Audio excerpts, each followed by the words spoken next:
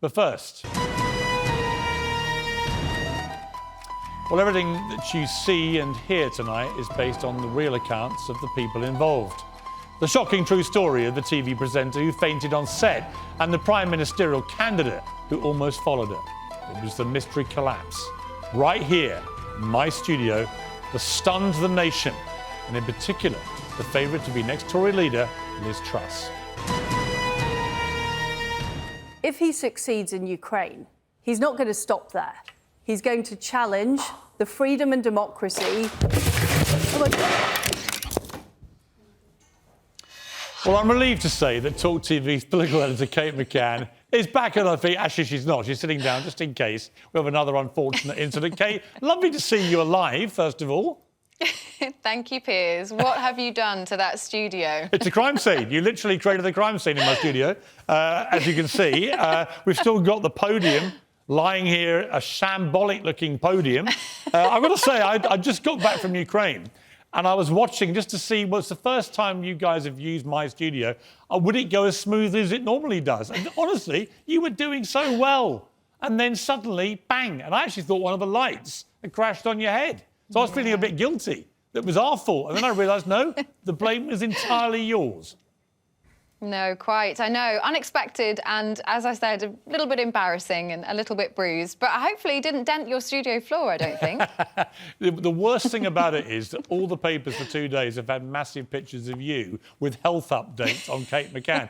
You're becoming a bigger star than me, and that's eating away at my soul. And you've been hating it. Whilst I'm pleased to see you, it's kind of getting me down a bit. So can you just keep a low profile for a day or two? On a serious note, Kate, great to see you. And it was a very interesting debate until that happened. And that was a really interesting moment anyway. So well done on a cracking night. But tonight they're out again, aren't they, the two candidates? And it seems to me, looking from the outside of this, what you've got is a clear division amongst the Conservatives who are going to decide the fate of these two, between how they view the candidates. On the economy, they seem to view Sunak as a preferred candidate. On almost every other traditional Conservative issue, they're leaning towards Liz Truss, hence her being favourite. And yet the economy might well end up being, to my mind, the most important factor of any future Prime Minister, given the way the economy's going. Yeah, I think you're completely right. It could end up being a real battle between Conservative members' heads and hearts here, because in their heads, I think a lot of them look at Liz Truss and Rishi Sunak and they think, well, you know, Liz Truss is talking a really good game here. She's talking about tax cuts. But Rishi Sunak is the man who's the small c Conservative. He's a little bit more cautious on the economy. He's taking a longer-term view. He's probably the more sensible option. But in their hearts, what they see when they look at Liz Truss is probably a bit more of an exciting prospect. Now, exciting doesn't always mean smooth sailing. And the party has opted for Boris Johnson, and that's not necessarily been an easy couple of years for them. So it's going to be a real tussle. And I was talking with Adam Bolton just before, and he was saying it will come down to whether Conservative members want to win the next general election, because when you look at the polling of the general population, most people do prefer Rishi Sunak to Liz Truss. Now, that could change, and polls are just polls. But if they are going off that, then they might be wise to choose Rishi Sunak. Really interesting. I mean, there's a lot of time left in this race. Liz Truss ahead at the moment. If you were advising Rishi Sunak, what's he got to do?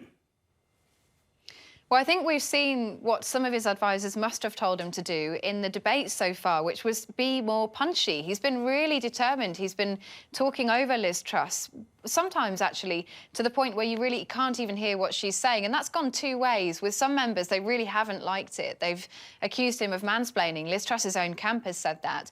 But for others, I think that the calculation has been that maybe this was the side that he needed to show, that he had a bit of spunk, something about him, and he wasn't just the Conservative Chancellor, former Chancellor. I think it's really difficult for him now. At these hustings tonight, they've both gone very hard on having northern roots, being the person to take forward the northern powerhouse, levelling up. But I just don't know whether that's going to be enough for him in this race with Tory members. And as I say, I think it will come down over the next couple of days to that head versus heart decision. And the ballot papers, remember, will go out over the next week or so. And many members will make their choice early. So although this contest does have a few more weeks to run, it could well be over quicker than we think. One of the more selfish thoughts I had the other night was that you were literally about to ask both candidates about the moment from my Zelensky interview. I was. Where he talks about the two candidates. And it's an interesting question where the president of Ukraine admits he's very worried about what comes after his great friend Boris Johnson, who's been such a great supporter. I have to say, being in Ukraine for a few days, they love Boris Johnson over there. I think he's been a tremendous supporter. And it's an interesting question for them because he wants to get, and clearly this war could be raging even more ferociously by the time they take over as PM, he wants to get a feeling, Zelensky, that whoever follows Boris will be as supportive, if not more so. On that issue, who do you think is more likely to be the more supportive, or are they the same? Yeah, it would have been such a powerful question because neither of them would have known that it was coming and they would have had to have thought of their answer just right there in the studio. So it's such a shame I didn't get to ask it. But I think it would have been really difficult for Rishi Sunak to navigate because his whole promise is that he's going to be economically very careful. And remember, the conversation had been throughout that debate about bills, about pressure, and about the fact that people couldn't afford their shopping. And we were coming on to talk about energy bills, and that's something so closely linked to Ukraine. And there has been some conversation, if you like, about if the UK government is going to continue to support Ukraine, about the impact that's going to have on everybody and how the government keeps the country with that fight, if you like. Now, Liz Truss, I think, has a pretty strong answer here. She's been closer to that issue as Foreign Secretary. She's also been quite determined from the very start to throw her weight behind the Ukrainians. So perhaps she may well have edged it in that answer. I think in reality, both of them are very determined to keep that level of support up. But potentially Rishi Sunak understands the impact that it will have on families a bit more and knows how much it's going to take to try and offset that. Yeah, OK, it's great to see you. And we've got a little tribute to you, really. It's a brilliant song by Chumbawamba Wamba. Remember this? Yes, I remember this song. It's great to see you. Great to see you back on your feet. Nearly. Nearly. Good to see you, Kate. Thank All you. the best. Take care. You're Thanks. banned from the studio, Bye. but good to see you.